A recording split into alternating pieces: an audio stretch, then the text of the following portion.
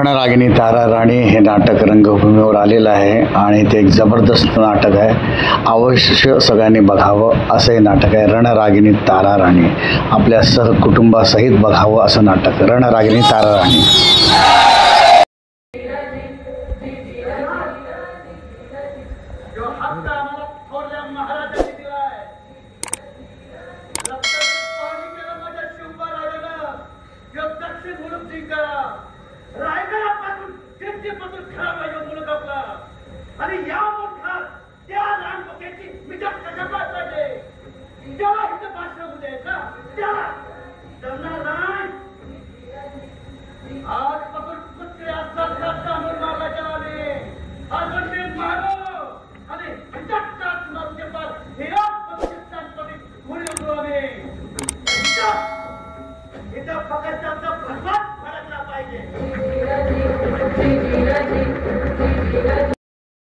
कशाला येती त्याने जावं की हो तळ कोकणातून. गोमंतक गोकर्णाकडून जवळ असतं किंवा जिंजी. जरा थांबा. यावं संताजीराव, यो पन्हाळगड आपल्या स्वागताला सज्ज आहे बघा. धनाजीराव, अहो रायगडावरून बाहेर पडलेलं राज आधी प्रतापगड आणि मग इथं पन्हाळ्यावर आलं. एक कळलं म्हणून इकडंच दौड मारली. होय, पर भला दाडगा पराक्रम करून आला सा. नाही म्हणजे त्या औरंगाच्या छावणीचं सोन्याचा कळसच का पुढे आणला तुम्ही? अहो त्यात पराक्रम कसला, नुसता कळसच मिळालाय.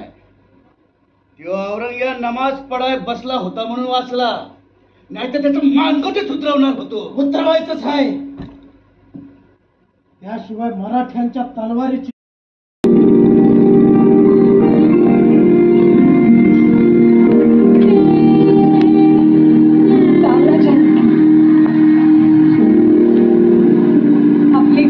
कळते आम्हाला.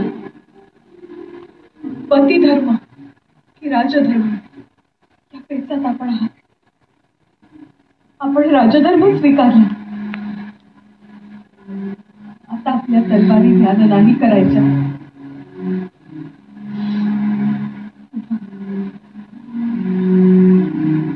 लढायला सज्ज व्हा. हा रायगड कधी झुकला नाही आणि झुकूही द्यायचा नाही. स्वराज्याची नव्याने उभारणी होती आणि कळसाचा दगड होण्यापेक्षा मातीत गाडून घेणारा पायाचा दगड होणं आम्हाला जास्त मोलाचं वाटतं. आम्ही समर्पित होऊन छत्रपतींचा कळस मजबूत करू. हाच आमचा पतिधर्म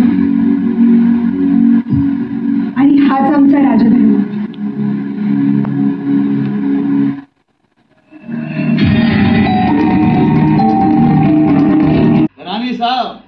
तुमच्या विश्वासाचं पाठबळ निसता असू द्या, पण बघा आम्ही कुठंच कमी पडणार नाही.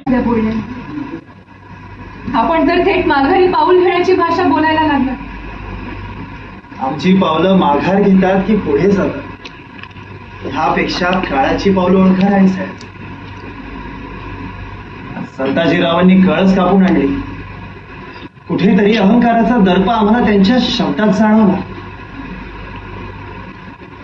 अहंकाराचा हवा भरलेला बुडबुडा अवकाशात उंच जातो खरा, मात्र तो दिशाहीन असतो आणि आम्हाला असे राहून चालणार नाही.